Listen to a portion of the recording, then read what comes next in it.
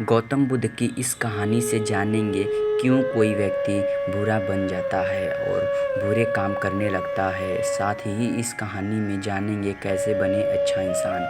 तो चलिए दोस्तों वीडियो को शुरू करते हैं। एक गांव में एक शातिर चोर रहता था। पूरा गांव उस चोर के बारे में जानता था, लेकिन इसके बावजूद भी कोई उसे पकड़ नहीं पाया। उस शातिर चोर ने अपना संपूर्ण जीवन चोरी करने में लगा दिया। इतना ही नहीं, आसपास के गांव और नगर में भी उसकी बराबरी का कोई चोर नहीं था। चोर का एक बेटा था जिसे वह अपनी तरह ही शातिर चोर बनाना चाहता था। इसलिए वह अपने बेटे से हमेशा कहता था कि कभी किसी साधु या सन्यासी के उपदेश को मत सुनना। यदि कोई कुछ कहे भी तो अपने कान बंद कर वहाँ से भाग जाना। बचपन से ही उसका बेटा अपने पिता से इन्हीं बातों को सुनता आ रहा था, जिस कारण ये बातें उसके मन में बैठ गई थीं। ऐसे में बड़े होकर बेटा भी अपने पिता की तरह शातिर चोर बन गया। एक दिन उसे बड़ा लालच आया और वह राजा के महल में चोरी करने के उद्देश्य से जाने लगा। तभी रास्ते में लोगों की भीड़ नजर आई। चोर ने देखा कि एक सन्यासी के चरणों में गिरकर उनका आशीर्वाद ले रहे हैं। वो सन्यासी गौतम बुद्ध थे। चोर साधु सन्यासियों से दूर रहता था, क्योंकि उसे अपने पिता से यही सीख मिली थी। लेकिन भगवान बुद्ध को देख वह उनकी ओर आकर्षित हो गया। इसका कारण यह है कि पहली बार उसे किसी तेजस्वी व्यक्ति के दर्शन हुए थे। अचानक उसे पिता की बात याद आ जाती है कि साधु सन्यासियों से दूर रहना चाहिए। चोर सोच में रहता है कि वह सन्यासी के पास जाए या चोरी करने के लिए आगे बढ़ जाए। एकाएक उसके मन में यह प्रश्न आता है कि आखिर पिताजी क्यों साधु संतों से दूर रहने को कहते थे। इसका उत्तर जानने के लिए चोर भी लोगों के बीच बैठ जाता है और भगवान बुद्ध के उपदेश सुनने लगता है। बुद्ध लोगों को झूठ बोलने की व्यर्थता और विश्वासघात के बारे में बताते हैं।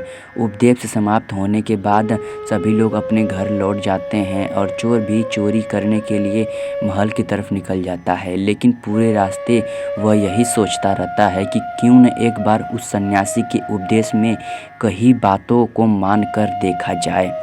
इस तरह से वह चोरी करने के लिए महल की दीवार से कूदने के बजाय महल के द्वार से अंदर जाता है। उसे देख महल के द्वारपाल उसे रोकते हैं और भीतर जाने का कारण पूछते हैं। चोर कहता है, मैं चोर हूँ और महल में चोरी करने जा रहा हूँ।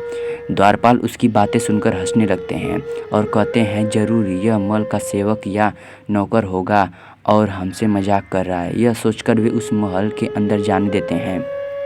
महल जाने के बाद चोर खजाना रखे तिजोरी के पास पहुंच जाता है और तिजोरी को तोड़कर धन और आभूषण की पोटली में भरकर भागने लगता है। तभी उसकी नज़र महल के रसोई पर पड़ती है। रात होने के कारण सभी सो रहे होते हैं और रसोई में कोई नहीं रहता। चोर को जोर की भूख लगी थी, इसलिए वह रसोई में जाकर पेट भर खाना खा लेता है। इसके बाद चोर वहां से जाने लगता है। तभी उसे बुद्ध की उपदेश में सुनी दूसरी बात याद आती है कि जिसका नमक खाया उसके साथ कभी भी विश्वासघात नहीं करना चाहिए। चोर सोचता है, मैंने इस महल का नमक खाया है, ऐसे में इनका धन चोरी कर मैं इनके साथ विश्वासघात करूंगा। इसलिए चोर चुराए हुए धन को रसोई में ही छोड़कर जाने लगता है। महल के एक व्यक्ति की नज़र चोर पर पड़ जाती है और वह शोर मचा देता है, जिससे महल के लोग चोर को पकड़ लेते हैं और राजा के पास ले जाते हैं। राजा चोर से पूछता है कि जब तुमने चोरी कर ली थी तो फिर इसे छोड़कर क्यों जा रहे थे। चोर कहता, एक सन्यासी के उपदेश के कारण।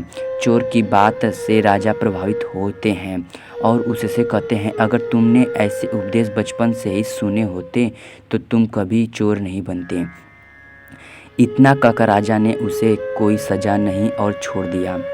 लेकिन राजा ने उससे कहा कि एक बात याद रखना, सही संगत और सही उपदेश से ही व्यक्ति अच्छा इंसान बनता है। बचपन से ही गलत संगत और गलत उपदेश मिलने के कारण वह बुरा व्यक्ति बन जाता है। संगत और उपदेश व्यक्ति का जीवन बदल देते हैं। तो दोस्तों आज का वीडियो यहीं तक था। मिलते हैं अगले वीडियो में। दोस्तों मुझे कमेंट में ज़रूर बताइएगा कि इससे क्या सीख मिलती है आप लोगों को।